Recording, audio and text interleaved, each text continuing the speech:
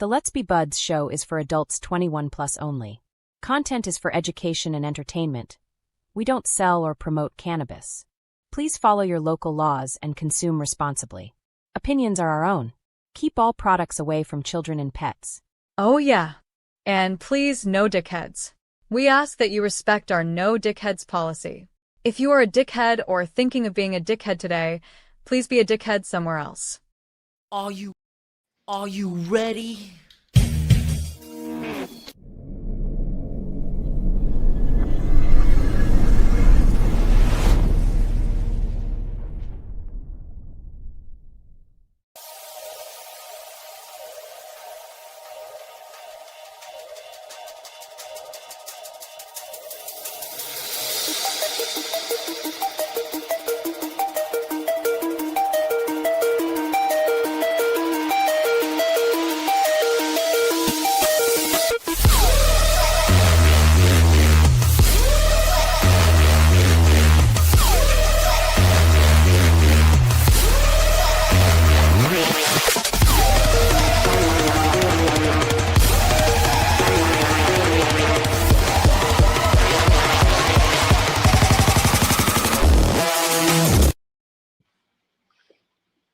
Hey everybody, welcome to the show. Welcome.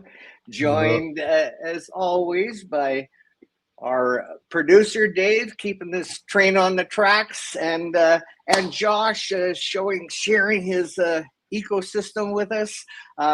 Miranda may or may not be joining us. She's challenged with her internet. Welcome all of you early birds. We'll be doing the draw any minute now, and tonight we'll be having a duck race. So Dirk will be joining us in the latter part of the second hour. So we've got a great one for you tonight. Dennis from APSU will be joining us. He was supposed to be with us last week, but we had a bit of a hiccup, so he's agreed to come back this week. Catnip is our herbal remedy of the week. And yeah, so there you go. Yeah. Good to see everybody in there. Kimberly, how are you? Mr. Shadu, it's a new name. Congratulations. Just got put in. Tonight's the last spot. So, and okay, now for the benefit of people that aren't aware of what's going on here, so once a month we do a giveaway for a 32-ounce bottle of Lost Coast Plant Therapy and some really cool merch. And we do that every week. We'll pick a name to go into the draw, and we do the draw monthly. So on the first, normally on the first Wednesday of the month, we'll do the draw. We had again another hiccup last week, so we're doing the draw this week. Yeah, like I said, we got a great one for you tonight. So without any further ado, let's welcome Dennis to the show.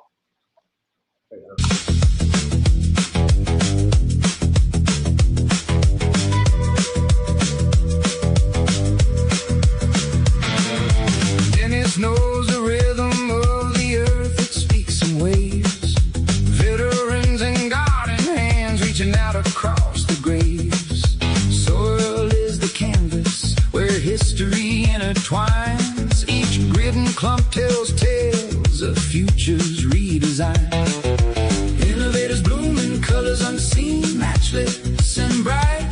Together we weave dreams in the soil we harness life. Healthy soil, healthy food, a community reborn. From gardens to hearts, watch the promise transform.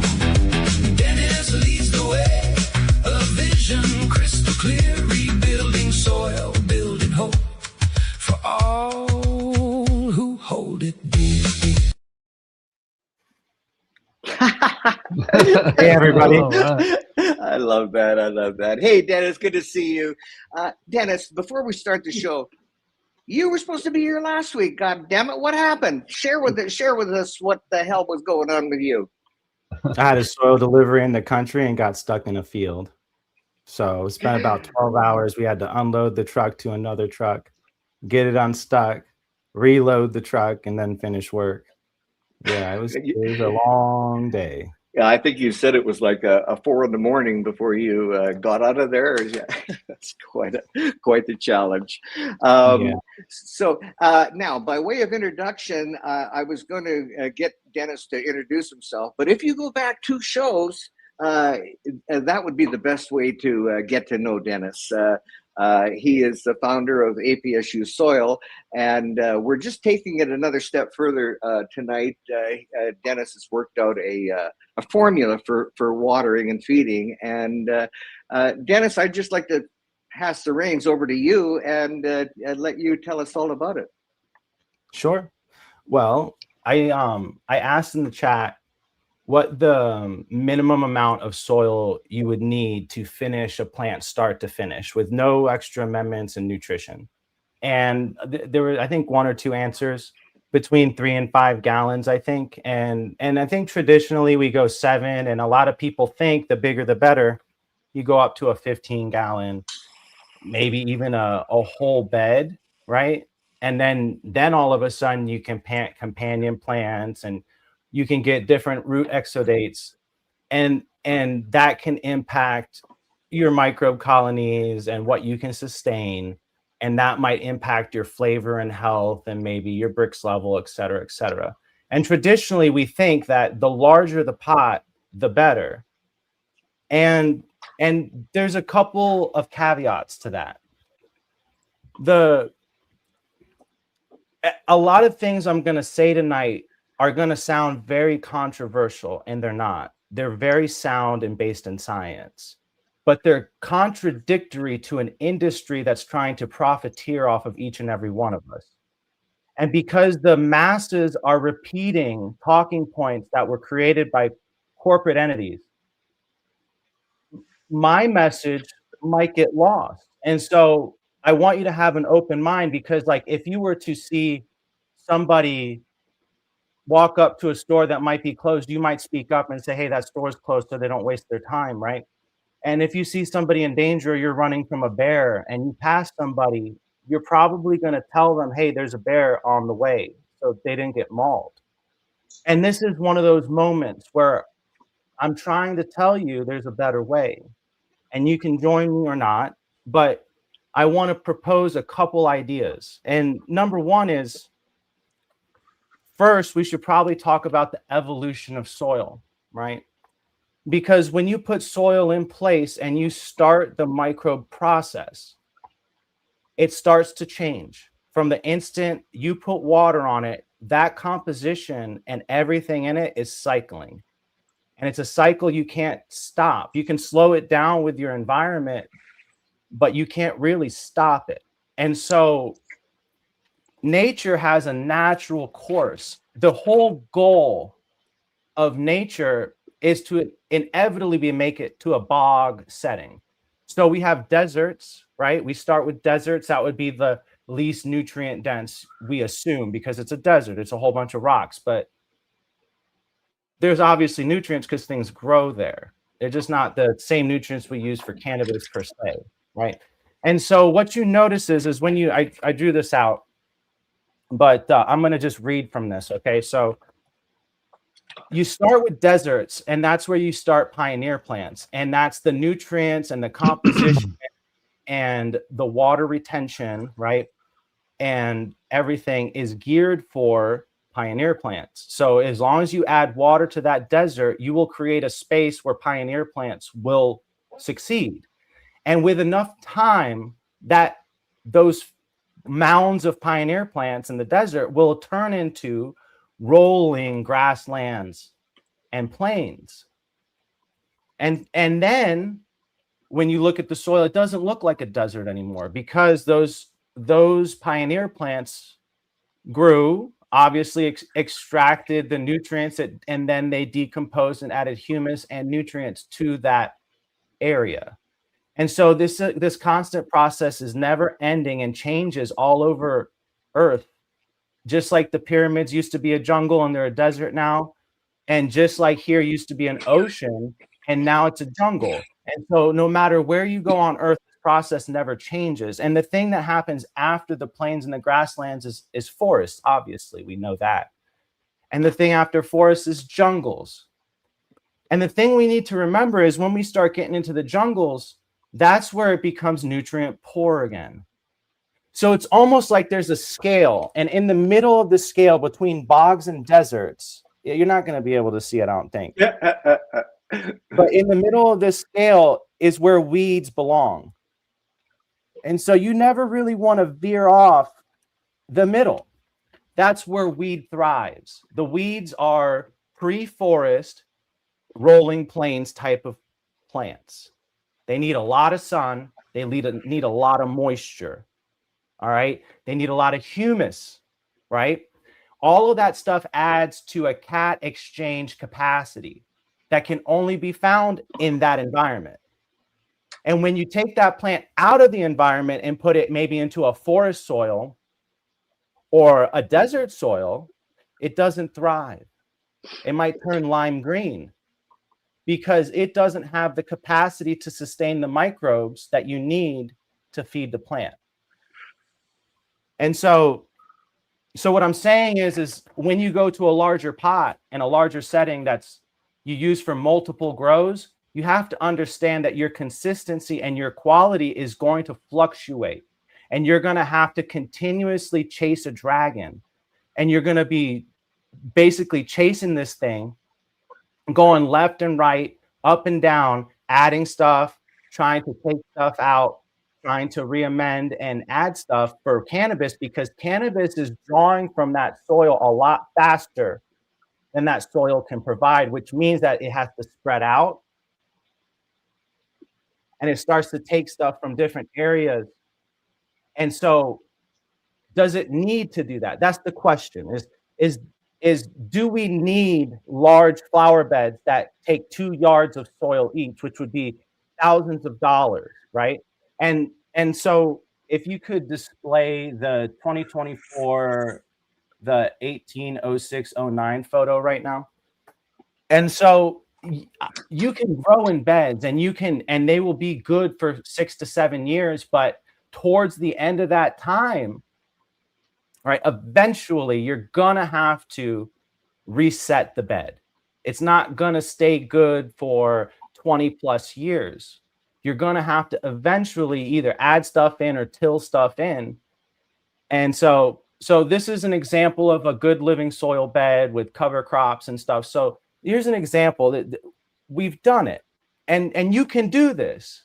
But I'm telling you, this is a huge waste of money for most people, even commercial operations, because you can concentrate everything this plant needs in about 3 gallons, right?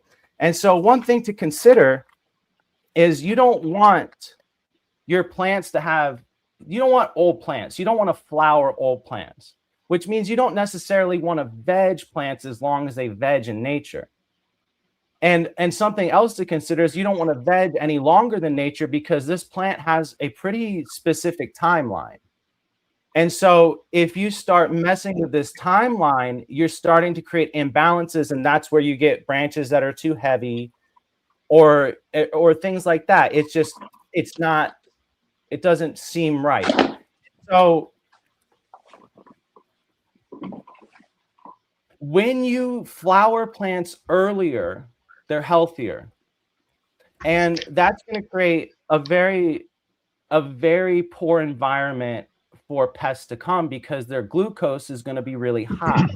And when their glucose is high, it's almost like having a natural systemic. And so the goal is to get these plants to flower as fast as possible indoors. And even outdoors too. You really want to finish well before you reach November. You want to be probably cutting down end of September, early October, ideally. And so even in nature, you don't want to stretch these plants out for too long. And so with all those things considered, if your lifespan is 4 to 6 months, right, pushed in a tent or indoors, then what's the point of a 15-gallon? You know what? Why not have 2 7-gallons? That would be the same, right? And then you have 2 plants, or break it down to 4 3-gallons.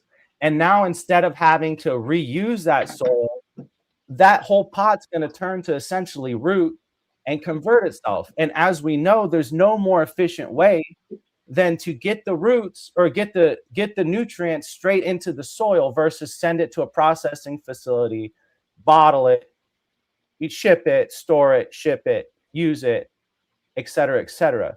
That's every step is 10 to 20% that the person that did it is taking.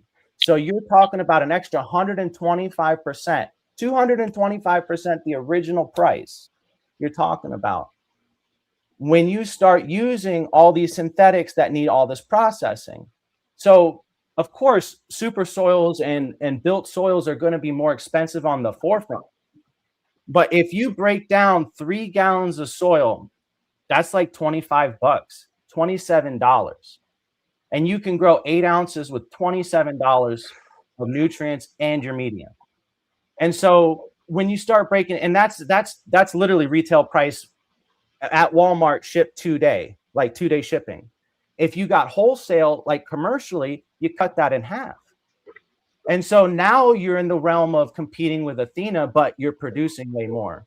And so my call tonight is to say, maybe reconsider your soil structure, because if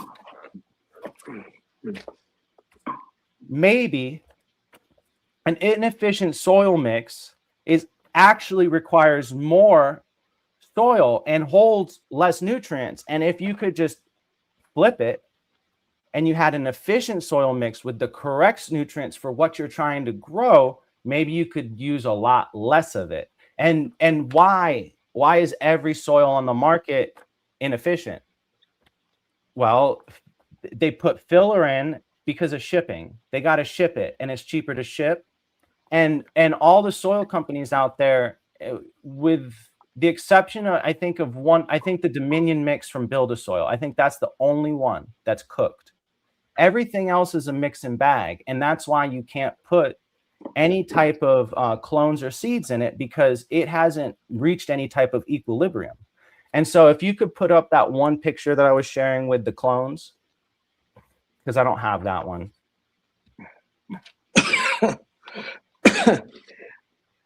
Dennis, not that one. Excuse me.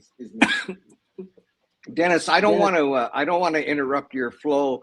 Do we want to collect our questions for the end, or do you want us to interrupt you? Or I'm almost finished with this part, and then we can go to the growing part. Okay. So I don't see the one with the clones, Dennis. It was in the Instagram chat. Oh, all right. Let me look here. So while you're looking for that, we can discuss synthetic growing. So synthetic growing is proved that you really don't need a massive root ball or root structure to grow massive plants.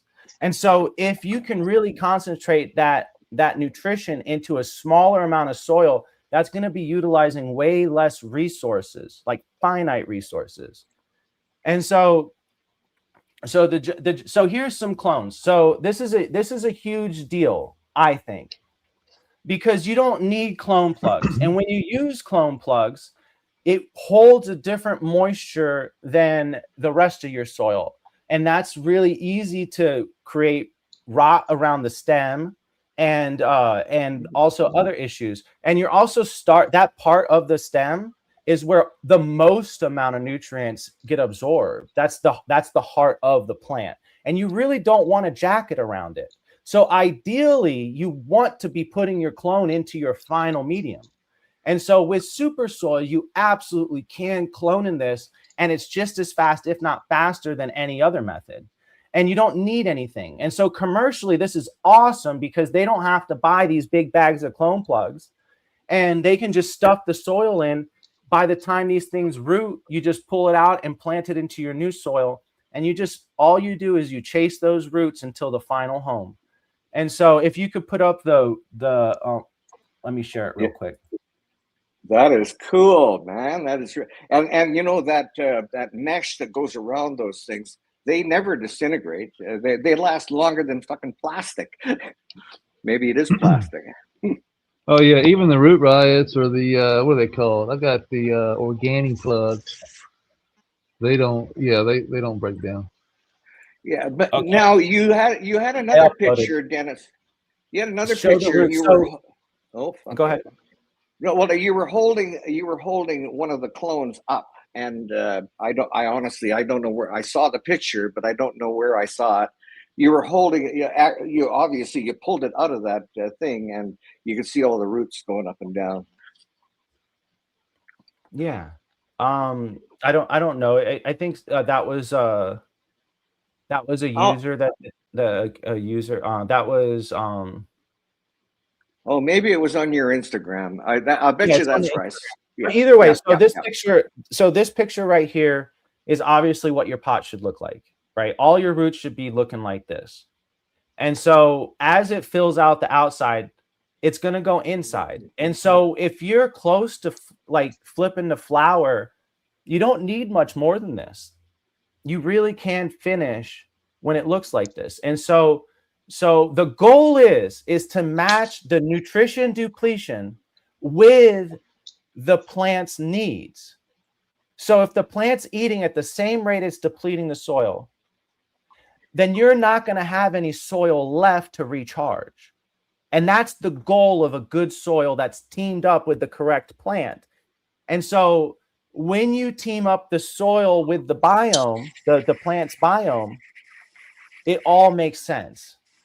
So now we're going to, I think, with all that said, we can definitely go over the document, but that's why you should, this should matter, is because what we're trying to do is to cut your costs. We don't want you to spend any more and that you have to. And I also don't want any more resources being used, like, or wasted, I should say, not used. I want us to use resources, but we have so many, we're running out of so many resources, and it's just a cash grab for most people. And most people are just, the number one thing that us growers have, the number one thing that we have a problem with is watering. We don't really know how much water is in the pot.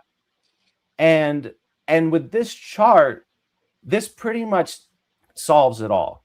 So any new grower, this is a standardized way that we can just add the right amount of water. There's zero runoff, which means no nutrition's going anywhere, not leaving the pot. And you continuously keep it moist, and the cation exchange capacity, the cation exchange principle will carry the rest of the way. And so that's the goal, is you keep the mouth open. And the only way to keep the mouth open is to keep it a consistent moisture 24/7. And so this guide is pretty much talking about that. And it goes from 2 quarts to 15 gallon, because anything bigger than that, you should really be in a bed. And 15 gallon, I have no problem with people vegging extra long. It's all up to your constraints and the laws in your area and what you need to do. And I'm not saying don't do 15 gallons, but I'm saying that 15 gallon plant should be like 15 feet tall. That's what I am saying, if you're going to be doing it. And do you want to put up a picture of me standing next to that plant actually, let's scroll. Let's go back and scroll to the second page. So this is a really cool, this on the second page, we talk about, are you going to pull it up? Yes. Yeah. Okay. So your container sizing, this is super important, because you don't want to be in a larger container than you need, for several reasons, right? Because the water is going to pool at the bottom, and all your roots are going to be mostly at the top. And so what you want to do is you want to match your container size perfectly with your plant. You don't want to be lazy about it. It doesn't slow your plant down to do the transplant at the correct time, right? And you will know exactly, with this soil, you'll know the exact time to transplant, because the plant's going to tell you. It's going to start drying out faster than every 24 hours. And when you have to water more than once a day, then you know that you have more roots in there, and you got to go to a bigger container. You don't have to look at them and guess. And so this is soil, and the recipe is super consistent. And so the only thing that I'll say about drybacks is the drybacks are important to simulate nature, but you don't want any drybacks past that. And so when I say simulate nature, I mean when the seed is first sprouted, you do have a couple day intervals in spring where it does dry out for a little bit in the immediate region where those roots are, and that forces, it's part of nature, so it forces those roots to spread out, and that's perfectly good. It actually helps our soil in the clone phase. But after that, after you're out of a solo cup and you've got some roots, you don't need to do any more drybacks after that. It's detrimental. And so so that's pretty much it. And then the environmental note, the only thing I'll say about that is the lower your temperature and the less your light is, the less photosynthesis and the less root exudates are required, which means a less, that exudate signal is powered by the electrical signal from the light. So the less light you have, the less you're telling your microbes you need. So it's nature is perfect. It really is, because what that does is it keeps plants from getting too big, right? You're going to have deficient, too big, lanky plants like that. And so what it does is just slows everything down, and for its environment. And so the plant, that's what the plant wants to do. And so you have to maintain about 85 degrees, and you can taper down to 75-ish and flower and stuff, but you really got to maintain the temperature, not for the plant, but for the soil. The soil is the most important part of this. Everything else is just a symptom of it. And so that's the main gist of this. And so this is on the QR code on the bag. It's also on the website, and I think it's in our Instagram highlight reel. But every single person using APSU, I encourage you to try this before you do anything else and see if it is better or worse, right? Try to prove me wrong. And so that's that. Let's pull up that one big plant and we can talk about that in like an actual real life example. So this plant was taken about this day 2 years ago. So it still had it still grew another 5 feet or so. And this plant harvested about 4 pounds dry. Wow. And, did you plant from a clone or seed, or? This one is this is a Neville's Northern Lights number 5 crossed with Hayes, and it's Neville's cross. And I planted it from seed. But the main takeaway here is that the soil here is reconstructed like it would be plains, like the plains or rolling hills. And it's not too compact, and it's pretty nutrient dense, right? And the way I created it was I created mounds, and I grew on those mounds I grew the mounds out hugelkultur style for a while. And now there are beds. And so this is a real life example of how cannabis can thrive if you give it the correct environment, like the one it has in nature. So now we can talk about literally anything from genetics to whatever, like growing tips.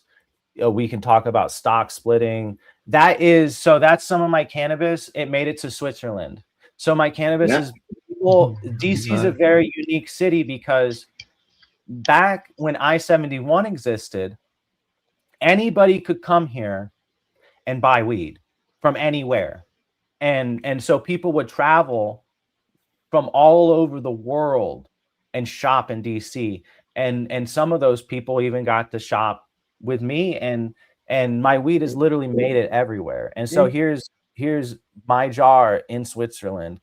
And so just there you go. Cool. Very cool. Dennis, well, I got a couple of questions, but more importantly, all you folks in chat, if you've got any questions, please post them, and we'll do our best to answer them. And Dave, I believe we had some questions for Dennis the last time he was here. Do you think you can find those, and we can bring those up. Let me so see if I can locate it. in the meantime, I've got a couple of quick questions. What's your opinion on, like, I know when you talk about containers and so on the air prune type of pots, and that would really affect your scheduling quite a bit, I would think. No, actually, those are really, so the scheduling is going to be totally on the weight. So some days you're going to have a hotter environment. Let's say like that the heat is beating down on your house and your AC can't keep up and you've gone up 5 degrees. Well, guess what? Your grow tent went up 5 degrees. You evaporated way more water. The key is to never go down to the minimum weight for your container. As long as you maintain that minimum weight, between the minimum weight and the maximum weight on that chart, you will always be perfect, no matter the temperature or anything else. It's going to always be structured correctly.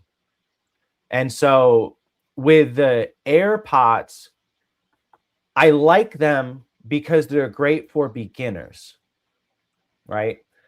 They're specifically the grassroots pots with the nylon, or not the nylon, but that plastic on the side for the top half makes it pretty impossible to have water pool up in the bottom of the pot, which is one of the biggest problems. Is people don't pay attention and they put an extra pound in, which would be an extra 2 cups.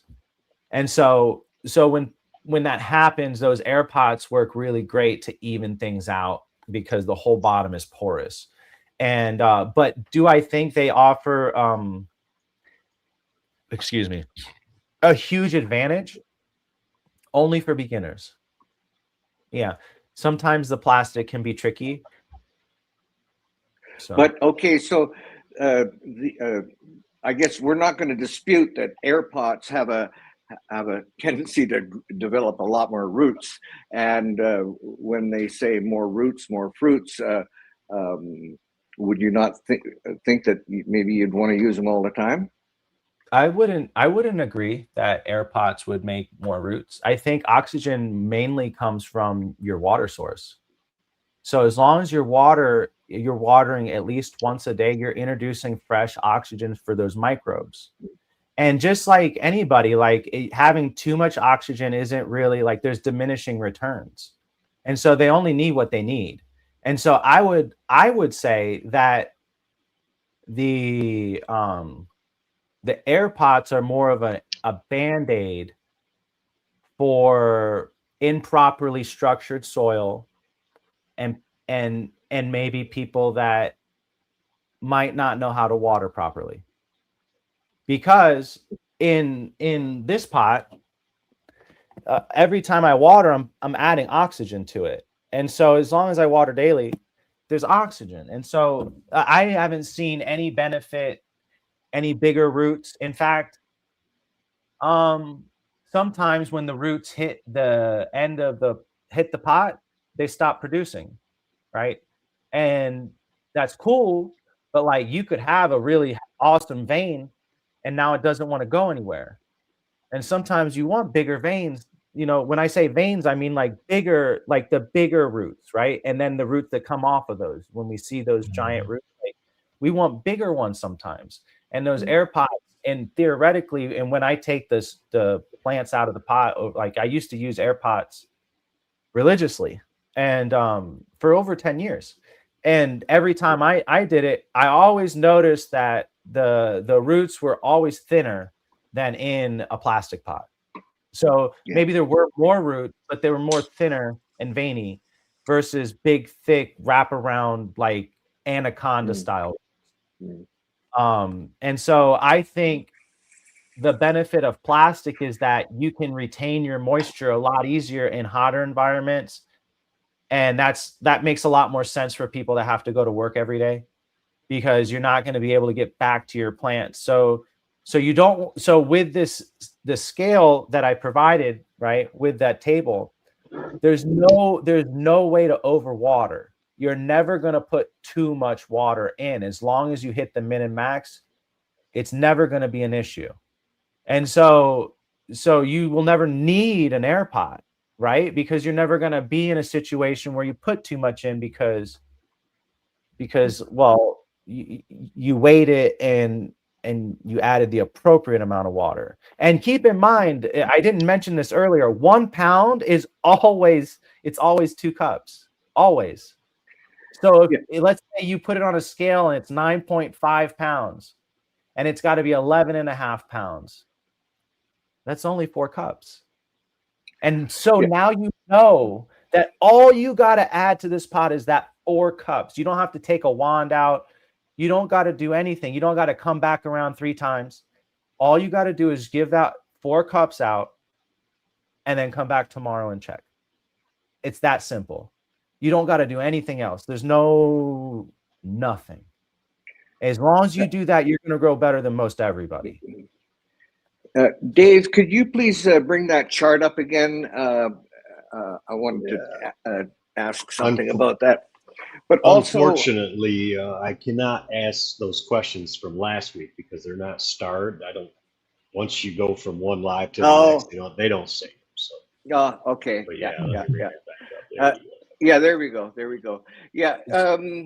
I do want to ask you about Sea of Green as well, but since we've already got this up here, you kind of, I don't know if you skimmed over it, but when you explained it to me the other night, like at first you might look at it and go, oh boy, there's a lot of numbers, there's something more to learn. It looks a little overwhelming, but it really, take us through, just take us through, for example, when your watering regime, like you go in and the first thing you're going to do is grab a pot and pick it up and judge the, at first, maybe you're going to measure, you're going to actually have a scale out there. But then eventually you're gonna be able to grab it and go, okay, well, that's weighs this. Yeah. Anyway, exactly. Go ahead. Exactly. Yeah. So this chart can seem overwhelming, but all this is training wheels, right? A lot of us don't know definitively exactly the correct amount to always put in. And I created this soil, and now I'm telling you this is exactly the amount that you need to use. So there's no guesswork. And the thing is you don't need a scale forever. You're going to get really good at judging the weight of these pots. And the cool thing is you're not going to need huge 15-gallon pots because you just don't need that much soil. So it's going to be really easy. It's a lot easier than you think to weigh. Like you're talking about picking up 15 to 20 pounds pretty much. And so everybody can do that. You just got to take a postal scale out there. And you're going to realize that it's super consistent. And you're going to watch this daily. You're going to say, oh, it lost 1.5 pounds today. Tomorrow lost 1.6. And it's creeping. It's creeping to that minimum daily. And you can almost predict when you're going to need to transplant, right? The correct time, not when you think or you see signs or whatever. You're going to know exactly the time where you're not going to slow any process down and no roots are going to bind up or anything like that. So that's the key. I want to answer Jay Patrick's question. He asked, what do I think about SIP systems and automated watering? And I generally don't like feeding from the bottom. All the microbes, most of the microbes that are firing off are going to be in the top 6 to 7 inches of that soil. And so you really want to keep that soil really evenly moist all the way to the bottom. Gravity is going to pull it down naturally. And SIP systems are great, but when you start realizing how simple it is just to add a cup a day or 2 cups a day, you're going to think that that's a waste of money. You're going to say, why did I spend $300 or $200 or whatever? In fact, the commercial grows that I help, they always want to do automated watering, and they never continue to do it after several months. So it's much simpler just to add the appropriate amount of water. And because the problem with automated systems is each one of those pots is going to get a different amount of water according to the pressure in the line. And there's no way to even out the pressure. Even if you have distribution blocks, it's still hard to even out and have consistency in every single pot. And with this chart, you can literally get it to the ounce. And so they asked me, with the weight, am I accounting for the plant? And yes, if you think about it, the plant is is forming from the soil, and it also holds moisture too, just like soil. And so as long as you're not taking anything out of it, why should the pot weigh any different other than the water it's retaining, right? Does that make sense? Yeah. So Yeah. the numbers don't change too much. They're pretty, I mean, like, I give you these min and max, and don't do it. You can go a little over and under. Okay. There's play in it, but as long as you stay in the middle, you're perfect. Right on. Does it work with auto pots? Well, I guess you kind of answered that question. It will. I mean, my soil will work with everything. It'll work just like, it'll be the best solution if you use it for soil, like in any capacity. But what I want to tell everybody and coach everybody to do is to try my way, because I used to grow your way and now I grow this way. And the only way you can grow this way, I think, is with my soil. I don't think there's another soil that can do this. And this thing is, it's not like we don't need to get customers. There's like 8 billion people on earth. I don't know. There's a lot of people here, and we sell out literally every month. We sell out, but I just want you to join the team. I want you to know there's something better out there, and you can experience it if you want to. And we do, I do free 2-day shipping on Walmart everywhere in the country. All right. Everyone can get it by Monday if they ordered right now. What is it, Thursday? You would get it by Saturday. All right. If you ordered right now, I'm not saying you got to, but I'm saying it's always there and it's always available anytime you want it or need it. It's always there. And you will find that this recipe, you cannot make it home cheaper. It takes about $78 if you were to piece these things together between 5-pound and 50-pound sacks on Amazon or wherever the cheapest you can find it. It would take you $74 to make 1 cubic foot. And it would take you $282 in materials to produce that 1 cubic foot of amortized soil, right? And so I wouldn't be here making the soil if you could do it cheaper at home. And then add into that we do a curing process. So once it's finished cooking, we also cure it and we simulate the surface of the earth so that when it gets to you, it really feels like it came from the ground. So it will be, so Jeremy, it's gonna, so I missed a phone call. So I had a meeting with Walmart this morning. And we're gonna be stocked in stores pretty soon. And I did talk to them about Canada, so that I have another meeting scheduled on Friday for Canada. So that's on the absolutely, yeah. I want to get it to everybody. So we're gonna find out on Friday about that. But right now we're on Walmart. Walmart loves us, and they've been really great partners to us. So I mean, I like Walmart now. So. yeah.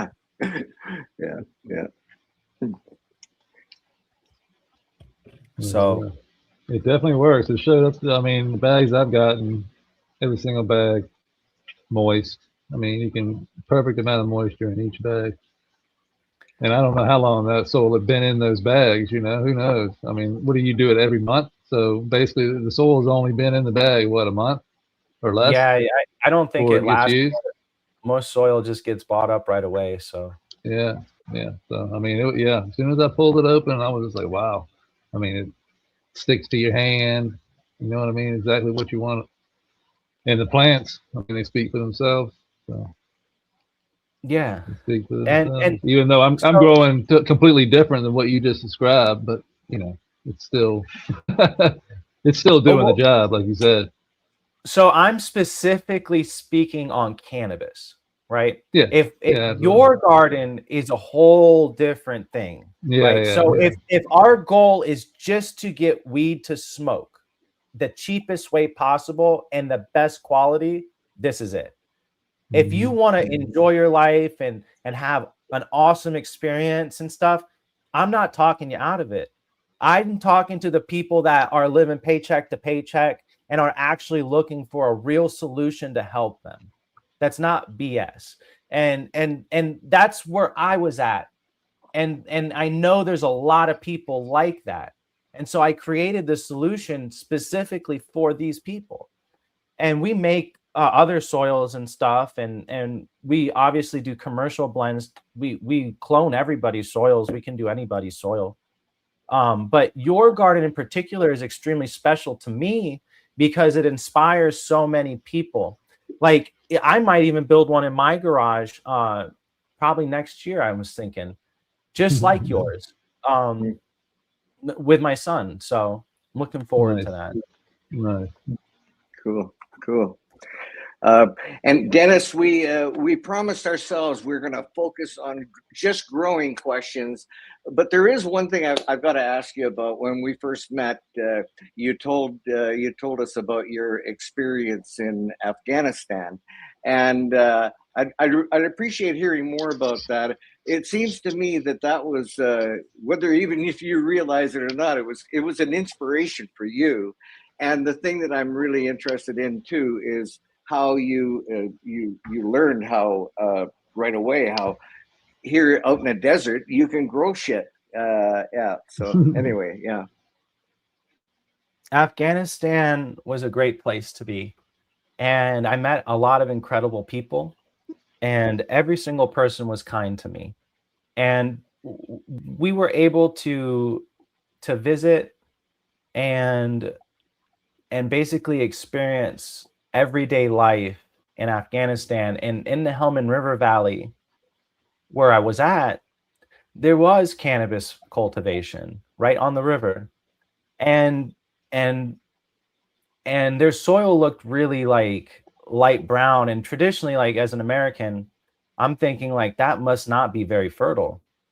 But then as the season goes, they're getting 10, 15 feet tall, and they're harvesting hash, and they're giving us weed, and it seems fine.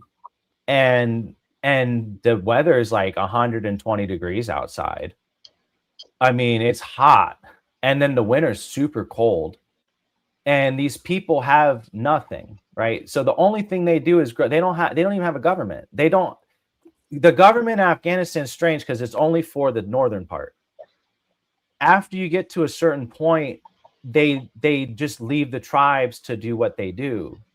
And so on the southern part of Afghanistan, it's just tribes. And so there's no taxes and there's no help. It's just them. And if they don't grow it, they don't live. And so what I was able to do is I was able to see people without any type of government or any type of anything be able to thrive, not only just survive, but thrive and have people come from other countries and shop with them. And I was like, this plant is special. I was like, this is the weed was the only thing keeping it alive. And so I was like, this is an incredible power to have. And I was like, if they can do this here, anybody can do it anywhere. And so I get back and my taste for the military and everything was really soured after that. And I really wanted the only thing I wanted to go do after that was grow weed. And within a few months, I was already working at a dispensary, and then that got me to the farm and everything else. But without that, being able to see the independence that a plant can bring somebody, I don't know if I would have been inspired to just go out there. I knew organic gardening from my childhood, and I grew up in Sicily. So the first 8 years of my life were spent in Mota Santa Anastasia, Sicilia. And that was my first language, my first school. My landlord owned a farm. My babysitter's husband owned a farm. And so it didn't matter. Each day I was going to a farm, and they did it the rustic, like the right way. And I didn't really experience commercial agriculture till I became a late teen in high school and learned about it in school. And to me, it is disturbing, to say the least. All right, and you can see the destruction it's doing, and not only to the land but to our culture and our people.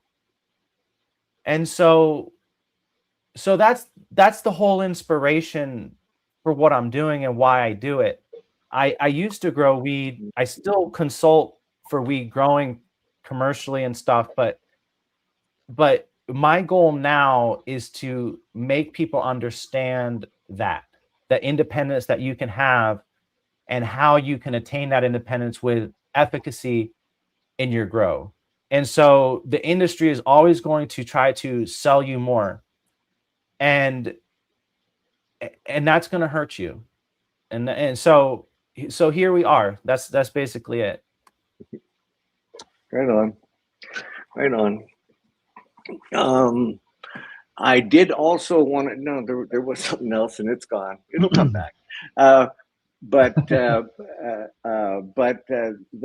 fern over your shoulder, you told us a little bit about it before, but it's quite unique. I wonder if I don't think you told everybody else about it. The fern. Okay, that fern, it's got that fur at the bottom of it. Yeah, that one. Yeah. The furry fern. There it is. Yeah, he pets his fern every day. He go on walks. Yeah, he go on fern walks. Yeah. Yeah. Well, you've got a bit of a collection actually of different exotic plants there. Any carnivorous ones? No. Yeah, we got one. We got one right here. This is the one we got today, and nice. pretty cool. You can see the roots. Oh yeah. So here's the soil, and it's in our killer soil, which is a carnivorous soil mix. And most carnivorous plants, they come in peat, and that dries out really super fast. And the one thing you don't want is a dry carnivorous plant. Most of them are bog plants, so you really want them wet all the time. And so what this does is this soil actually turns gray. It turns gray when it's dry, so you don't even have to pick it up. It literally, when you see it gray, you just add a little water. Traditionally, you would water a carnivorous plant like every day, every couple of days. You got to water this maybe like every 7 to 10 days. So yeah, so we got that. And then we got so I wanted to make this announcement on the show. So this is a fresh transplant. This was transplanted yesterday, but I'm going to go ahead and flip it to flower probably today. And so I might do like a grow along video on YouTube or Instagram where I'm updating it every day and showing you what I do and getting to the end. And then we'll recycle the soil and see how it goes. Because this is actually a little bit more soil than required. So this is the plant. It's about, I don't know, 6 weeks old. What is that? A 20-gallon pot? No. 2 No, gallons? this is 4. What? 4? Okay, it looks big. It looks way bigger than that. Yeah. Also, one thing you should always do is don't trust the container size. You got to measure it out with a measuring cup or measurer. You got to have an actual measuring device to measure the soil so you can use that chart correctly, because every container is different. So can we so stock splitting, has anybody done stock splitting? No, I think I might have dabbled in it, but yeah, if you don't mind telling us your take on it. That's where you actually split the stalk to give it stress before harvest. Yeah, a week or so. So stock splitting is where you split the stalk to induce stress and obviously make more resin. but you don't have to do that. What you can do is you can just take a power drill and a drill bit and drill down the main artery of that plant, so it has a less likelihood of actually splitting underweight and falling, because you don't want your weed to touch the ground. And so if you do the drill, then it's really supported on both sides. It's not going to lean either way, and it's also going to induce that extra frost at the end. And I usually do my stock splitting, stock drilling. I usually do that about a week out. So the last 7 days or so, I'll split the stock, and then also the last 3 days I'll do 24 hours of light. And I'll make sure that they have lots of water the whole time. Okay, well, thank you very much, Dennis. It's getting near the top of the hour. Dennis has agreed to stay for the whole show. Thank you very much. And he is also our seed sponsor. But if that wasn't enough, he's going to award the first 3 places in the race tonight for seed pack winners. So, Nice. So good luck there. Nice. Yeah. What you got there? What you giving away? Which one's those? Oh, You got it. I got those. So that's what this is. Oh, okay. And Josh is growing them as well. Oh, fantastic. Yeah. Right on. I'd like to pass the reins over to you now, Josh, if you'd like to give us a tour of what's going on in your grow. Yeah. Flip it around here real quick. Let me see. Yeah, I tell you, if you miss a day or two of not seeing Josh's grow, oh my God, things can change very fast. Oh, yeah. Sure. But yeah, this is day 29 from a transplant. This over here is the APSU soil. This is the blue jasmine. And I mean, they're beautiful plants. I've got some spinach that I just trimmed today. I made some BLTs the other day. Got what was I saying? Oh yeah, cherry tomatoes. Cherry tomatoes. My cucumbers are flowering. Got flowers all over the cucumbers. And you're hand pollinating, right? Yes. Been hand pollinating. I got this fan going over here. Yep. Blowing, but what I've been doing with this is I've been hand pollinating, but I've seen some tomatoes, but they don't, just like the outdoor plant. I mean, the outdoor one, I mean, it's 3 times this size, and it has like 1 tomato on it, and I don't understand why. It's just, I don't know. It's the genetics, I think. But this is the squash, looking great. Starting to see that there right there. Yep. Yeah, my first baby squash. See that? This is the 10-gallon bag. I just have, I probably only have, I don't know how much, maybe 2 gallons of soil.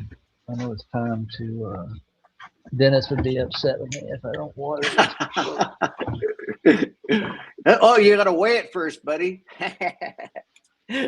I know it's got water in it. Yeah.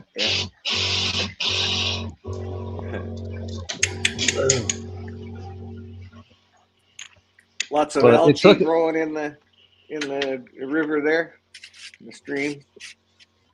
Yeah. Good. Yeah. I'm getting ready to walk. I just watered everything in here yesterday afternoon. Basically, when I walk in here, everything is just standing straight up. So remind me, you said this is day 29 of veg. and but some you planted from clone and some were from seed. Actually, the big one right beside the tractor there, that was planted from seed, correct? Well, they're all seed. They're all seed. These I just started off in a tray, in a transplant. Oh, yeah. That's why Okay. that's why they took so long to get to where they are. This one I direct sowed. Yeah, I just dropped the seed, pushed it down in there, and this is the biggest one in the room. I mean, the branching on it, it's really hard to see, but I mean, Yeah, but that internodal spacing is beautiful, man. Wow. oh yeah. Let me try and change this. Look Yeah. at the branching in there. Crazy. Yeah, it's a beautiful plant. Yeah. I mean, they're all beautiful, every single one of them. This one's got a little thinner leaf than say this one. What is the parentage on this one, Dennis? The blue jasmine. It's Cam Northern Lights and Skittles, with Cam Northern Lights and Skittles and haze. It has a very unique smell in veg, like very, like it's hard for me, and usually I'm pretty good at describing these things, but this one's pretty hard to describe. Huh. It's got a funk. It's got a funk. It's like a. That's not descriptive enough. Come on, Josh, you can do better. How about just it smells like shit? Okay, now we're. And that really depends. That really depends on what you ate. So. Yep. But yeah, the Monster Monstera here is. God. Hey, look at the new leaf back here. You're gonna have to make some decisions pretty quick here, my friend. Look how pretty that is. Yeah. It's so big. It's just like. It's ridiculous. They just keep getting bigger, though. That's scary. Yeah, that's what I probably. And there's a new one coming off of that one. Look, there's a new one coming right there. Oh God. Yeah. And that's just spawned. I just saw that coming. Yeah. And we got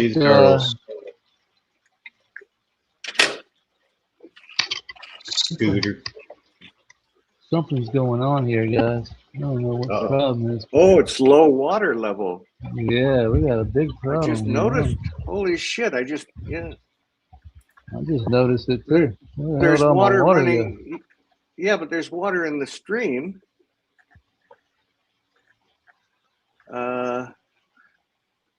What did I look at this guy? Oh yeah. I'm sucking water out somewhere. Well, it's got to be from the creek or from the pond. No. It's wicking out somewhere. Oh. It's wicking like it's. Oh, I see. Yeah, because it obviously, nothing's obvious, but I'm thinking it couldn't be a leak because you'd notice that. Can you look in your? Oh, you know what? I know what it is. I know exactly why it is. I know why it's doing that. Because I turned the pump up. Oh. I turned the pump up yesterday afternoon. I turned the volume up on the pump. So it's putting more water into the stream and it's not getting back to the pond. Exactly. Just turn it down.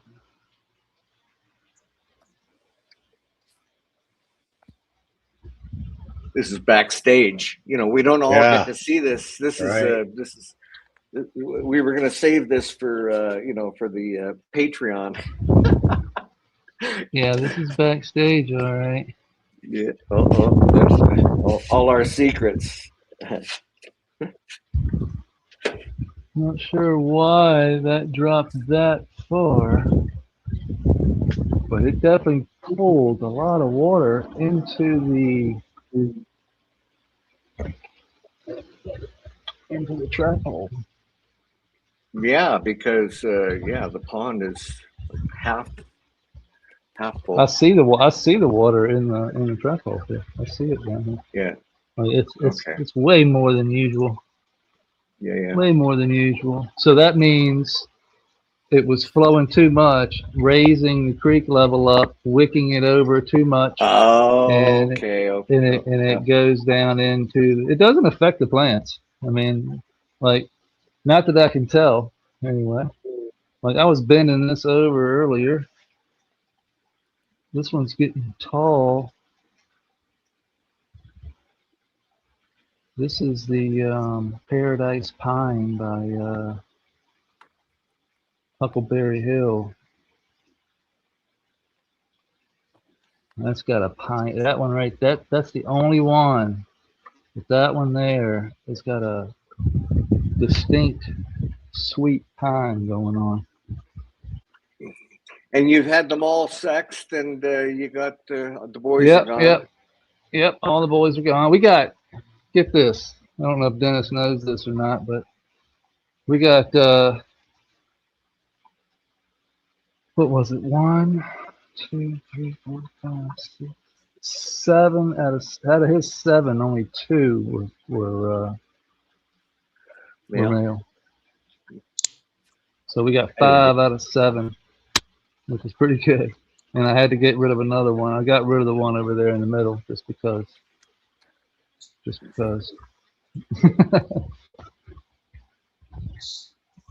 But yeah, everything looks good other than where we're wicking up too much water right there. But and another reason is that this grass here is really starting to build up and grow into the creek. So what that does is wick a lot of water up the hill here. So what I have to do is just come around and like pull some of this out. Like I've been meaning to do. You can see it roots in the creek, and that's a good thing. Oh. That's a good thing, but it'll also slow the water flow up, raising the water table in the creek, and that allows more water to be wicked when it doesn't need to be. And it's amazing how much water is wicked. But this, when this grows like this, it tells me that the water is great. Like everything is dialed in. The plants are dialed in. Everything is healthy. Go ahead. Go ahead. Well, I was going to mention Go ahead, buddy. The only thing is I'm turning into worm castings. So I'm really going through here, and like I've got this jar here, and this is full of worms and isopods. So I've just been going through and picking worms and putting them in this jar and putting the top on them, and then just going around and look at them. It just turns into worm castings, and the isopods, they stay hanging out. But that's like Dennis said, when you get a big lump of soil, like a big bed, and that's basically what this is. And I'm watering from the top, but I'm also watering from the bottom. I'm doing both. So the trick here is, like he said, after 3, 4, 5 years, 6 years, 10 years, you're gonna have to do a change up. There's nowhere for it to go. You know what I mean? You have to amend soil because, it just gets broken down and it gets depleted, and there's only so much chop and drop I can do. To a certain extent. Now I can keep feeding it. Look at this guy right here. Put me back on. Oh, he's. Yeah. Where you at? Hang on. He's gone now. He's right there. There's a bunch of babies right up in here. And they don't give a shit about me anymore. Like, they really don't care. Yeah, you were saying, like, the first ones that you met, of course, you were both startled, but now the new ones, you're no threat. So what Leighton told me to do was was get some sand. You know, get some high coarse sand. What he had, APSU Dennis here, he has this bog stuff, the bog plant. So I put a little bit of this over here, and you can see the difference. You can see the white and how. And then I've been taking my prog here, and I just drive it, and then I just turn it and that drops that soil down in there, kind of mixing it without me having to like till it. You know what I mean? I don't want to have to, dig it up, but this is how I've been getting my worms too. So I've just been coming through here and just kind of moving, and you can see that the worms just come piling up. Yeah. They're just, over time. I mean, what do we expect them to do? They're going to get to the point where they don't really have any predators other than the skinks, and the skinks can't really, dig that far down. I mean, they got plenty of isopods in here to eat. Just things I found out that I have to do now. These are the stewardship things that I have to do. I have to clean the creek. I have to. Break soil up when it gets, oversaturated. Like right now, I'm wicking way too much water. So, these are the things I have to eyeball. And, these are the things, if anybody, like if Dennis and his son want to build one of these, this is the types of things that, you're going to have to know to deal with. Things are going to, especially when it's dialed in and you got an environment that's dialed in, things grow like crazy. I mean, crazy. It's so productive. Like you have to be in here every day. If you miss a day, it's like holy shit. You don't even recognize it. You don't even recognize it the next day. It's like grass has gone crazy. Something's fucked up because a skink has shit on something, or he pulled something over, or things like this. Things happen that you don't expect. I didn't expect to come in here and see my water that low. My water wasn't that low, and that's weird to me. Well, it really is. It's being wicked tremendously. Like this grass here goes across and is growing across. It's coming up and growing all up through the grass. So I just have to come in here. I'm gonna have to pull this out. Yeah, this is slowing my flow. Yeah. Slowing my roll. Look at the root there. Man, that's crazy. And that raises the water table up. But none of this is even connected and it's soaking wet.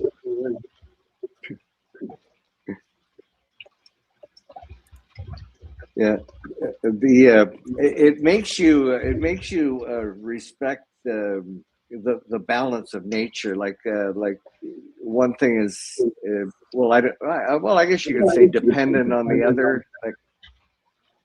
Everything has as like Einstein said, every action has a reaction, and it's just everything you touch in here, man. It's like if you do this, that affects that over there. You know what I mean? It's just like yeah. Like if I don't like these empress trees, they grow so fast. Like they just what the hell? Pooter's over here flopping around. What? Pooter just splashed me. How did he get up? Did she get up there? No, he just. Oh. What? So yeah, my water is extremely low, and that's concerning to me. Like I said, so it seems to be flowing just fine. But you think the reason? Oh, there's only one reason. Yeah. There's only one reason. Yeah. The one reason is just wicking. It's just it gets clogged up somewhere in here. It'll get clogged up, and that raises up the water table, bringing it over the ridge, and it just ends up down here in the E horizon, and that's like fucking beaver. It's just that's how it's supposed to work. Yeah, you know, and if it doesn't, if it doesn't do that, if the water doesn't have a place to go, then it goes swamps somewhere. out everything, and you know, yeah, it's got to go somewhere, and we get problems in the soil. Right now, we don't have that problem because that water is being wicked and going down and filling up my reservoir. And I know this because there's no water in my pond, and there's Yeah. more water in my hole than there was this morning. But I was in here today earlier messing with everything. And I was messing around over here, and I was over here. I'm thinking like this, something's going on over here. Uh-huh. All this shit gets clogged up in there. Yummy.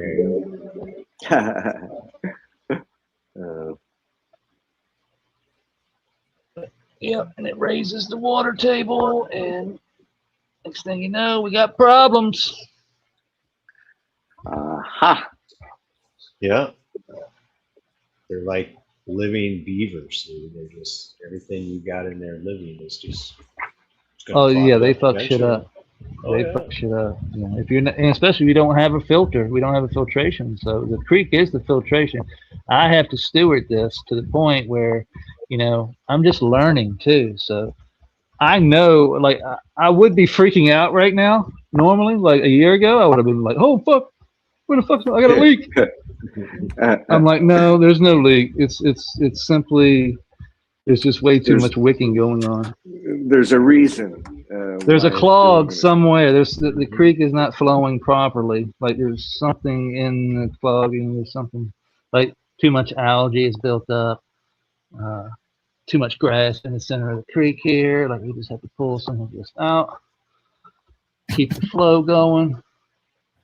I don't want to interrupt what you're doing there, Josh. So when you have time, I'd like to go back to that table where Dennis has got some more products there, and maybe we can talk about Yeah. his products and what they do and so on. And I'm pretty sure that Dennis's Instagram information for sure is in the show description. And he's also got a website, apsusoil.com. So he might want to talk if he's still on here. He might want to. Yeah, you might if you want to talk want to about these. go ahead, Dennis, and tell us about what we got going on here. This is the bog plant. Muted, Dennis. You're muted. I'll briefly go over it, but I know everybody's watching because they want to grow weed. So we make 8 different soil blends on different spectrums from desert to bog. Between those 8 blends, you can plant any plant, water only, no fertilizer, multi-year. The desert, all the ones that end in biome are bioactive soils for pets. And we make 2 fertilizers and a soil reset. And we make fertilizer for carnivorous plants. But no, I want to talk about other stuff. Where did y'all don't care? Y'all don't care about any of this. Well, the You one want to hear about weed. Well, the one thing, everything seems to be related, but Yeah, it's all related. if you could help me understand what cation exchange actually is or what it means. I have 2 pictures. They're both so they're 2 plants next to each other. One's lime green, one's green, and the other one's on the back of a tailgate. So here we go. So this is. Can we do the other one first? All right. So these plants. The only difference between these plants is the composition of the soil. They have the same amendments. All right. They were planted at the same time and grown for about 6 weeks. The plant on the right has 70 some peppers. This is a Carolina Reaper, by the way. And the plant on the left had 6 to 7 peppers. Now, the only difference, same fertilizer, same amount of money invested, okay? 2 different results. And why? Because the one on the right has a better cation exchange capacity. Why does the one on the left not have it? Because it has perlite and it has other stuff. It's another leading brand, by the way, one that a lot of people in this chat would love. But it doesn't have the composition to retain the nutrients. And so that is what happens when you have that. You may think, oh, I got some peppers and I did great. You may think you grew some wheat and you did great, but it's like the analogy of driving to the store with your parking brake on. How do you really know how good you could have done? And then how can you base your judgment on what's good and bad if you haven't even tried certain things? You would have no basis for it. So if you put up the other one, the other picture, can we do 2 at a time? No. Okay, so this picture is exactly the same thing, except for one, they're in the same soil, the other brand soil. And one has 2 tablespoons of fertilizer and the other one has no fertilizer. And so when you fertilize, this is the difference you can see when you use other soils with the wrong. All you're going to do is add more of this. You're not going to actually add more fruit because your composition isn't there. Like your medium is not right. It's not the right. You have a generic fit all soil that's designed to give to you versus give you nutrients. And so these, between these 3 combos, you got the 2 of the same with one fertilizer, one without, and then you got the 2 different soils, both with the same fertilizer. And then you can look at both pictures and compare the one that has the fertilizer that's in the wrong soil versus the one that doesn't have the fertilizer that's in the right soil. And you can see they look very similar. So that's basically my take there is you, as long as you have the right composition, everything else falls into place. So it doesn't matter how much money you throw at it. It's never going to be efficient. For example, if you have 20% cocoa in your mix, guess what? You only have 80% capacity to hold nutrients. You add 10% perlite to that, guess what? You can only reach 70% of your potential. So before you even start, your mix is wrong. What can you do? So you're just gonna be tracing struggles. And so can we put up the one, it ends in 2026-0703. You start smiling, I'm like, oh, okay, he about to like, yeah. I agree, right? But We'll just let it play. can't do it, man. That's what we here for. So this is already. Okay, so this is a clip. I couldn't see the videos when I was uploading them, but this is the clip from a commercial facility that's pheno hunting. This room is a hunt. And so what's best for hunting is a system that allows the plant to feed at need and isn't controlled by a diet or inputs or teas or anything else. You want to see how it performs in a natural setting with just water. And that way you can make the most amount of weed for money spent commercially. And so this room is just proof that this is literally the best way to hunt and find those phenos you need to actually become profitable. Can we do the one that the next video, the other video, that video? So this is my home grow, right? This is a 4x8 bed. I'm not saying not to use beds. Beds make sense when you're there for 6 to 7, 8 years.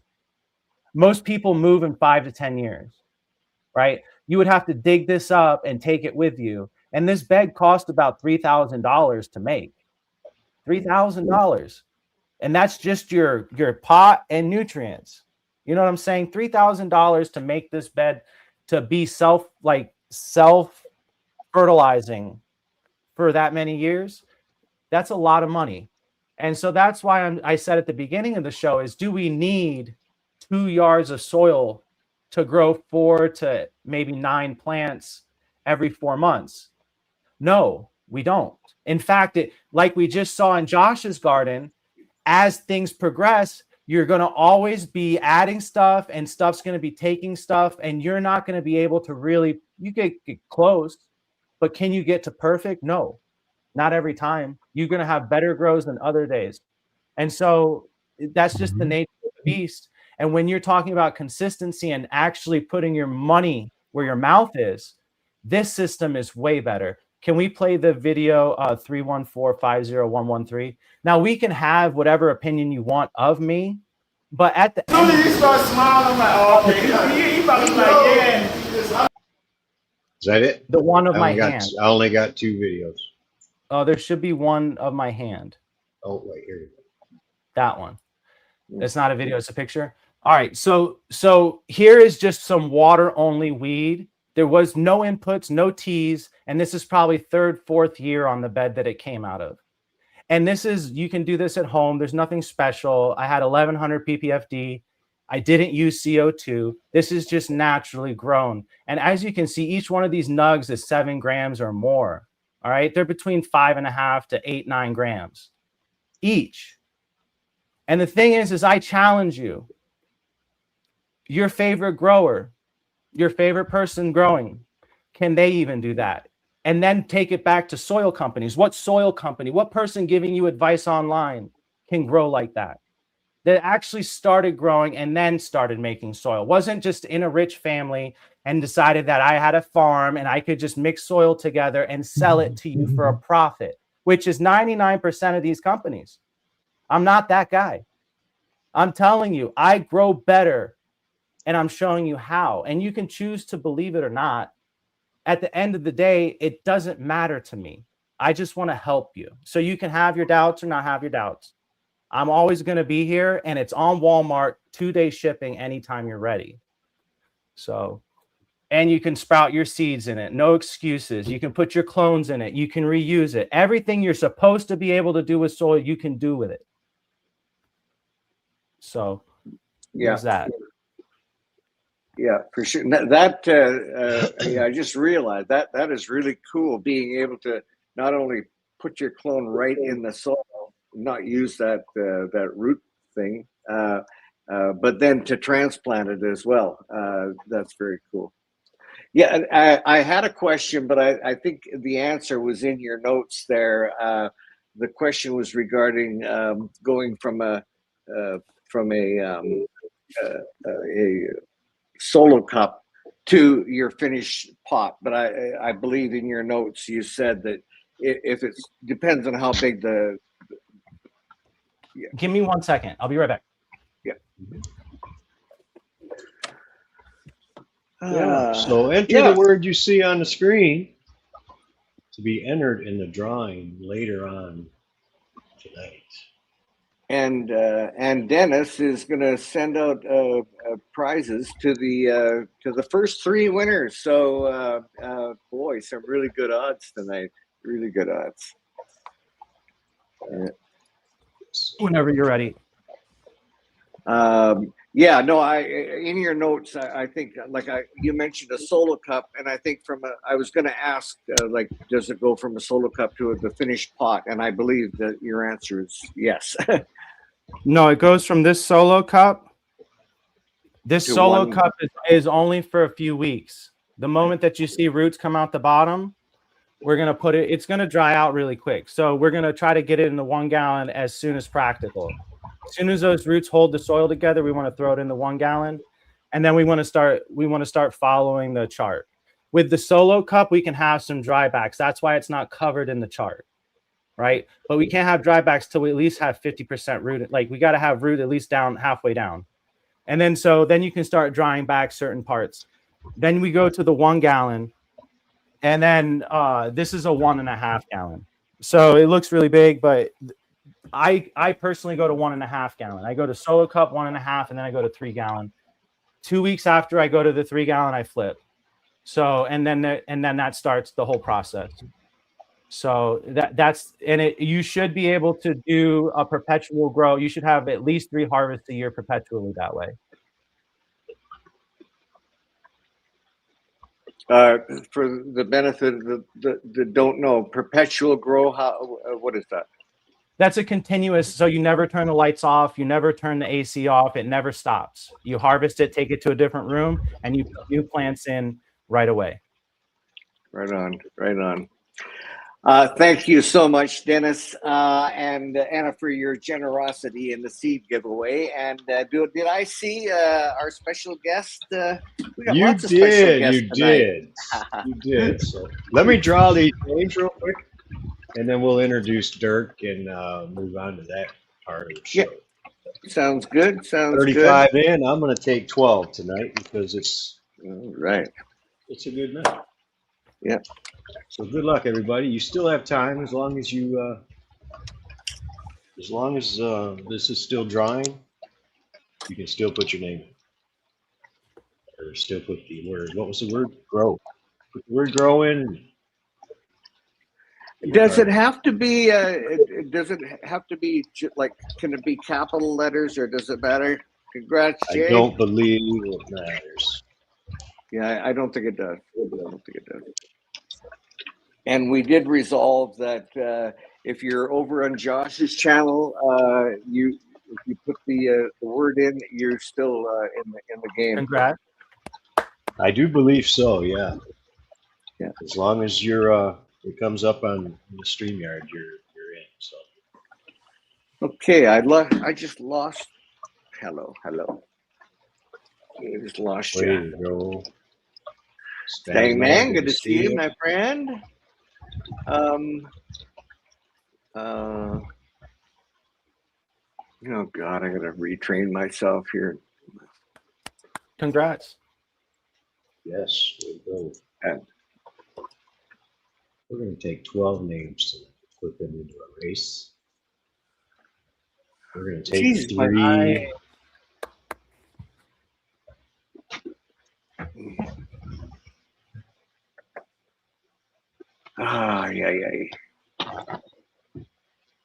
Found the problem. Okay. Well, yeah. And it's, I get so high that I can't remember how to fix these things. Farms, good to see you. Okay, I gotta take my headphones off, and then I'm gonna have to probably leave and come back. And it just never ends. Yeah. Okay, this is gonna be a good race. Let's go spades table. Spades table. A DC legend. Oh yeah, nice. Brian. That's a TV show from Washington D.C. They play spades and they interview local, like really influential people. It's pretty cool. Oh, awesome. Hang in there, dear. On my way. Grateful. All right, last one. Grateful's got a duck in tonight's race for the Lost Coast Plant Therapy. Widespread trellis. Way to go. Wow, there's a lot of writing. Congrats, okay. Widespread. Can you hear me, everybody? Can you hear me? We can, yeah. Okay. All right, let's introduce Dirk, shall we? All right. Dirky. Where's his shit? I ain't played his music in a minute. There he is.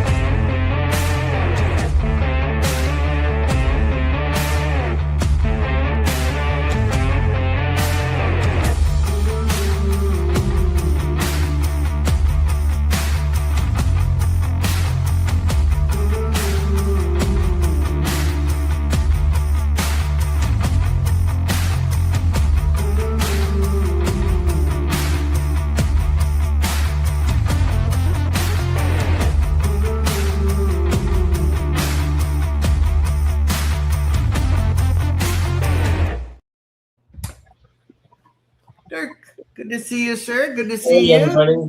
How you doing? What up, Dirk? Good to see everybody. We were supposed to get together last. Oh, Dirk, meet Dennis. Hey, Dennis. Dirk. You know, everybody else. Meet you, bro. We were supposed to get together last week, and Dave was, we're getting ready to do the show, and Dave said, "So, did you invite Dirk?" And I looked at him, totally forgot. But I gotta say, thank you so much for this beautiful poster here. When you sent it to me, I gave you my Vanna White, and you made fun of me. There it is. There it is. I tried sending you something smaller. That's a little large. They didn't really get a little bit smaller for you. Anyway, so we moved our duck race to normally it's the first Wednesday of the month, but we moved it to the second Wednesday. We'll go back to the first Wednesday next month. But Sweet. something I was a little curious about, Dirk. I know you were a cannabis grower for many years in the Northern California area. Where you live now, is that far from where you used to grow? No, I used to go right here at my ranch. Okay. Yeah, it's mainly been Humboldt, but I grew in Colorado for a while, Southern California, San Francisco. But this is where I live in Humboldt, where I used to go. My greenhouses now are filled with firewood, fruit trees, things like that. Since I don't grow anymore, I just don't even have time to grow my legal plants. So, but I get plenty of flower thrown at me by friends. I do a lot of trading, but yeah, it's I miss growing. It's something I did since 1968, and I stopped in 2017 when we got this business going. But I went through about 6 months of withdrawals. It was very strange not being with my plants every single day. So, but I get to see it at other people's farms and grows. So luckily I'm still around it quite a bit, not just Canada. Now I'm getting lots of traction with food farms, and it's a lot of fun going there. Turns out that a lot of these farmers have small grows themselves of their own cannabis, which is kind of cool. But it's here in Humboldt County. We were devastated by the knowledge of cannabis, which we knew was going to happen because now everywhere can grow. So it was Humboldt, Trinity, and Minnesota used to be the triangle, and now it's like everywhere. You could get anything as good quality grown up here in any state that I've been into, inside, outside. So it's really incredible how much it's helped and also hurt legacy growers. But that happens in any industry when a change like that happens. I know. Yeah. So yeah, new news. We're getting into I think our fourth European country, and I just talked with somebody in Honduras. So I think we're going to start doing Central America, Mexico, and South America. Lots of coffee and cannabis, especially a lot of hemp. But yeah, that's the new news with that. So we just keep expanding, which blows my mind. Probably going to work until I'm 90. Good for you. Good for you. Might as well. Now, I don't want to tell stories out of school, but last month, I totally forgot about the duck race. The month before, I just remembered now. I sent you an invitation to the show, and you said, "Yep, I'll see you there." And that night, you went out to the barn to feed the horses, and you were standing there going, "God damn it, I'm supposed to be somewhere or do something." Totally forgot us. Okay, so we're even. Rick, I hate your memory. Yeah. Oh God. Yeah. Well, that's now. I have sticky notes. I mean, not just in my computer. I mean, all my electronics. They let me know when the first Wednesday is, because I have so much going on all the time. So when we went from the second or third Wednesday to the first Wednesday, that threw me off for a little bit. So I had to redo my whole year's worth of, from the mid Wednesday of the month to the first. I got it now. I've got it now. No matter where I'm going to be, I'll be able to get on no matter where I am. So I look forward to it. I take my dog to the groomer every 6 weeks, and I keep forgetting the 6 weeks go by, and I forgot. And so I asked the groomer if she would text me the day before to remind me the next day, and she said but the trouble is she forgets as well, so she keeps texting me the same day. I go, oh man, we gotta figure this out. Yeah. The old memory thing. I tell you. So we got a big race tonight. I think Dave, you said what? We got 17 in the race tonight. Holy crow! Oh, yeah. 17 Wow. And the winner wins a 32-ounce bottle of Lost Coast Plant Therapy and some fabulous merch, and worth well over $100. So good luck, everybody. If you want to be in next month's race, all you got to do is go to the GoFundMe, donate $5. Every $5 you donate gets you a duck, or you can write a letter. Rick, if you want to elaborate. Yeah, you can write a letter to one of your lawmakers asking them their feelings about cannabis and legalization, or write a letter to a prisoner who's incarcerated for a non-violent cannabis crime, and tell them you're out here fighting for them as well. If you want to donate to the Last Prisoner Project, there's a link in our YouTube channel. So yeah, Letter writing links there as well. So yeah. So what do you think? Should we give something away? Here. Pull the lever. Let's have some. Let's go. And what's that duck with it? Hey, I'm winning. Oh, that's me. Holy shit. Swim, motherfucker, swim. My head is bigger than usual. You know, I think it's going to be grateful. Oh, look at Dennis. Holy shit. Now, Dennis, you don't know the rules. You started off way too early. I know. Yeah. Can't be in the lead. You see. I would go with like Dizzy or Woody right now. Maybe Hoss. I don't know. Ozzy's got the odds are stacked against him. Or is that Ozzy? It looks like D to me. Sorry, Ozzy. Yeah, that's what I meant. Come on, Rick. Come on. Jesus, you know better than to take the lead this early. Should we hear a little noise? We like hearing the ducks. Yeah, so the winners. No, they're not going to say yeah, the winner, please contact me through the YouTube email through the what is it? Let's Be Budz Show Live @gmail.com. And you called it. Look at it. It's Ozzy in the lead. Yeah, oh, here I go. Jeremy. Well done, Jeremy. Jeremy, don't believe I have your contact information. I'm going to double check, but please send me your contact information and your shirt size. And let me just quickly see what we got here.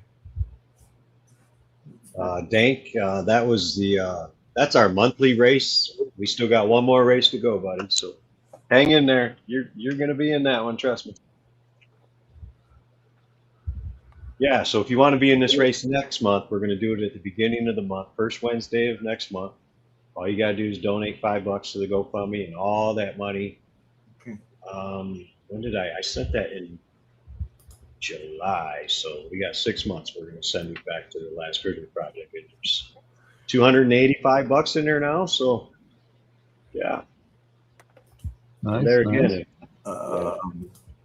Okay, and of course I've lost everybody. There, you're back. You're back. Okay, Jeremy, I do not have your contact information, so please send that to us. With your shirt size, please, sir. And with your shirt and sweatshirt, shirt and sweatshirt size. Sometimes they're different. Okay. Sometimes people like larger sweatshirts, so make sure you get both those. Yeah. And speaking of the merch, you don't spare any coins. There's you've got name brand jackets and what are they? Helly Hansen. Oh. He's even got little rubber duckies. You win a duck. $5 get you a duck, man. So, Dave, how many people can be in a race at once? We could do up to 1,000, buddy. Carhartt. But how do you see them on the screen? I gotta put. Well, that's tough. I mean, they'll be there, but it's. I think. What was the most we had in that one race? Wasn't it 100? Oh hell! And you had 100 little duckies floating in the water. Yeah. It was awesome. It was awesome. Well, now at least I know where to go to buy some ducks now. For some reason, this whole fucking time, it's like I've never been able to buy a duck anytime I've gone online. So go to your YouTube, GoFundMe, and that's where I go to, right? Yeah. For sure. So let me see. Let me put this one up just so Jeremy's got it. Jeremy, this is where you go. Here, I'll put it in chat. Give Rick your information. Thank you. And we'll get it over to Dirk. Yeah. Right on. Okay, so we're heading up to the top of the hour. We've got the other big race going on. Dennis, I want to give you a chance to add anything that you might have wanted to talk about. Sure, Rick. I can't think of anything right now, but you can always reach out to me 24/7. I don't care if it's your first day growing or you've been growing for 15 years and that's your job and you're having an emergency at work. I'll help you with anything. I did see a question. Somebody said, do you have a mix for like bonsai trees? So on the site is going to be, well, bonsais are going to be like the mix that bonsais are just the same tree, just small. So we have you can use like the desert mix and stuff for bonsais because it's pretty nutrient poor. But specifically you can type in your tree into the search feature of the website. And it's going to tell you exactly what soil to use. So, and if it's not on that list, there's a PDF file underneath that tab that says download or whatever. And that has like 900 different species. And then if it's not on there, just DM me and I'll add it to the list. And so, yeah, we definitely have soil for literally any application except for soilless plants. Yeah, I use the cactus succulent soil for my bonsai, and now I find that I use it for everything. I don't even buy soil anymore. When I mix it with my compost, I just it's more expensive, but it seems to me the cactus and succulent soil is the best out there for anything I grow, no matter food or anything. A little more expensive. Dennis, what do you do? What's your biz? So I own APSU Soil. We're the second largest living soil brand in the country. Sweet. Yeah, we work with Bo talks about you, I think. Bo at Washington Hydro. Yeah, we're gonna do another study at Cornell with live soil with our product because I already know it works well with that. What? Yeah. Well, why not try mine? Maybe look into mine. What do you mean yours? Like look into my soil. Yeah. Yes, I'd rather do that. Way more. But we could use your soil maybe for the testing at Cornell University. Yeah, any scientific anything, I'm on board. Oh, Dennis, without question, I would love to do that. Instead of having them in charge, because let's do. Please, we'll exchange emails or something, but I want to keep in touch with you for sure. Cool. Can I say one thing though? But so on this list here at the beginning of the show, we talked about basically the spectrum of soil from desert to jungle and then even to bogs, and how basically all soils are gonna go drift from a desert to grassland to plains to forest to jungles and to bogs, and that deserts and jungles have very similar nutrition as far as like delivery. And that makes total sense that you're using the desert mix for a lot of stuff because it's really mineral rich, and most plants don't need a lot more than just minerals. So it makes total sense. Yeah, if anything, I did this with my cannabis. I would do 50, 60, 70% sometimes less feeding and fertilizer on any strain that I developed or any strain that I grew. And again, with all my houseplants, we have so many houseplants, so many trees. My wife, my master partner, we love that. And we love the soil, and we mix it with everything else. Now that's our basic soil. And then whatever we're growing, add whatever we need to with that. But I love to start with that desert soil. Do you know the scientific reason why is because you're increasing your cation exchange, because you're adding clays and stuff that retains moisture. And the more moisture you can lock down with porosity, the more effective you can be with the fertilizers that are actually present. Very cool. So that's why we don't need to use very much fertilizer, is what you're saying. Exactly, because you're actually probably above 4.5 on your exchange capacity. And so that's at bog level. You've probably created a bog that's not stagnant. You know what I'm saying? You created a bog environment out of sand. Oh man, I gotta keep in touch with you. I already could tell this is my new passion. What you're saying right there. That's great, man. APSU soils. I got to remember this. Wow, cool. We'll keep in touch. Would love to do that thing with Cornell, and I think Indiana State University. But yeah, let's do that. And I'd love to use your soil. I'm going to tell them, not to use any other substrate. We'll bring in what we want to use, and make sure they know who you are. That for sure. And we already passed heavy metals and pathogens already. So we're good. That's what we're big at. That's with all my raw products. They have to pass heavy metals and any type of pathogen whatsoever. And it's amazing how many organics out there failed, especially at heavy metals. I was shocked when I was getting my. Yeah, Dennis, I was shocked. It took like 38 companies just for me to get 4 essential raw products for my, Lost Coast Plant Therapy, because they wouldn't pass. And then we pass a parts per billion. That's the thing. Yeah. We have to pass at PBPs, not PPMs, but we, bring it up to the PB, which is pretty heavy. Yeah. Cool. We'll catch up. Yes. Yeah, I'm excited, bro. Excited. Oh yeah, these other guys. Hi guys. Sorry, no, I'm kidding. It's all good, man. So let's do this, and then my day will be. You all also, Dennis was looking for some opportunities in Canada, and I know Dirk, you're dealing with. Help me in Canada. Who do you?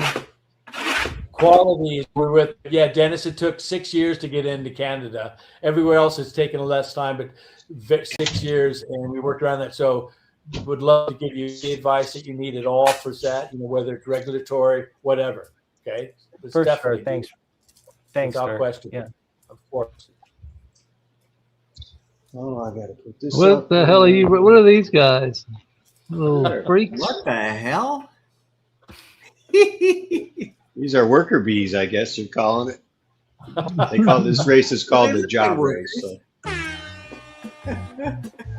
Run, you little freak. Kind of slow though. Like Towley down at the bottom there. You got a photographer. You got a plumber. Looks like an electrician.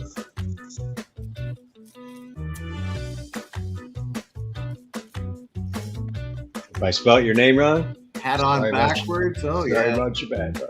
We know who you are.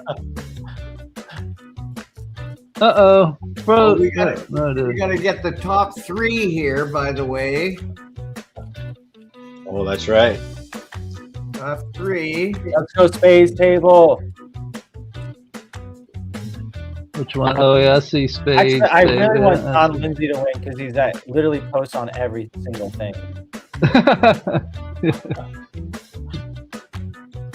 Spades Table, put your Instagram in chat, please. It's the same name, at Spades Table, at the Spades Table. Okay.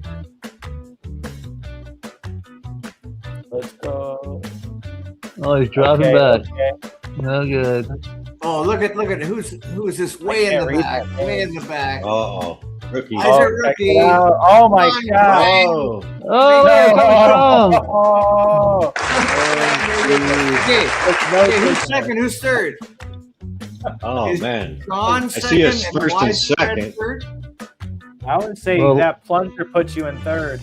I would say so. Yeah. That if he didn't have Yeah. that plunger, it would be the hat. But I'm saying widespread Oh, trellis. Yeah. Yeah. Okay, so So John Lindsay. John and Widespread.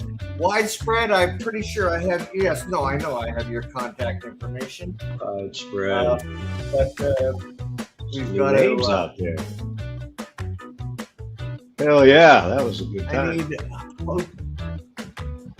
Okay, John and Hotzen, I need both of your contact informations, please, with your shirt size, and I'll put the Sweatshirt. link down again. Let's Be Budz Show live at gmail.com. Yeah. At gmail.com. So, as we wind down, gentlemen, what a wonderful evening. And Miranda, we're thinking of you. I hope you figured out that internet thing. Josh, as always, appreciate the updates on your grow. It's always fun to watch. Dirk, you've been our sponsor for quite some time now, and very, very grateful for that. I'll be there until I'm dead. Yeah, appreciate you, my friend. Appreciate you. And also Dennis, thank you so much. It was an insightful way of looking at something that we do all the time, and it's nice to take a different look at things for sure. Oh, I wish I could have been on and listening. Damn it! Yeah, anybody you want any product, don't contact me. I'll definitely send whatever you need out. Again, little bud, don't you dare run out. And again, Dennis, if you want some of my product to use or experiment with or anything, just let me know. But let's keep in contact for sure, okay? For sure, I'll reach out. Please do. Okay, guys. Well, on that note, chat, we love you, and we'll look forward to seeing you next week. Who's our guest next week? What is his name? Who's your What is daddy? his name? Rose? Who's your? Oh, baby daddy, baby dad. Yeah. Rose. Yeah, that'll be a lot of fun. So, And we're Who's your still baby's promoting. daddy? We're going to go out tonight promoting Rick's new endeavor. oh yeah. Great What's that? Canadian Bud Exchange. Okay, well, what it is, we're calling it the Great Canadian Buds Exchange. So unfortunately, it's only available to folks in Canada because here we can legally mail cannabis within the country. So we want to connect everybody, all the Canadians that watch the show, and figure out some kind of a little exchange that we're gonna work on. So that's on. Let me help you facilitate that with some money. So yeah, okay, because let me know. Catch me afterwards if you need anything, please. Because money's the easiest thing, So I appreciate you, my friend. Appreciate you. But Dave put together something in his AI machine there that kind of talks about it all. So I think that's what you were talking about showing us. Hey, Dave? That's going to be our exit video tonight. Yep. Yeah. Stick around after that, Dirk and Dennis, and we'll say goodnight. Right Sounds good. Thank you, everybody, for tuning in and your questions, and thank you for having me, guys. And I'm always up to come back. So I'll see you guys later. Right on. Peace. Thanks, guys. All right. Night, everybody. good night. Hey there, friends of the great wide north, let me tell you why. We're bringing joy, laughter, and a little bit of high. Swap yours for mine or his for hers, let it slide. This is the moment, let's enjoy the ride. Feel the buzz in the air, can you feel the fun? Nothing beats the laughter when we're all just one.